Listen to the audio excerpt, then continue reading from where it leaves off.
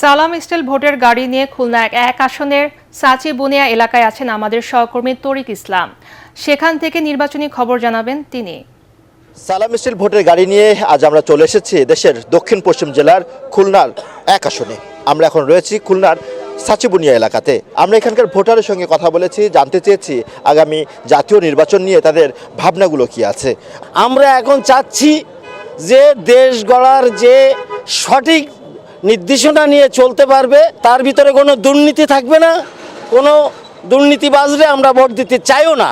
ভূমিকম্প সহনীয় most durable দেশের প্রথম থার্মেক্স রড সালাম স্টিল। সালাম স্টিল বোঝে ডিউরেবিলিটি। সালাম স্টিল মোস্ট ডিউরেবল স্টিল। যেই নির্বাচিত হোক না কেন এমপি, তো প্রথম কথা তার সন্ত্রাস মুক্ত দেশ গঠনের চিন্তাধারা থাকতে হবে। ধন্যবাদ আপনাকে।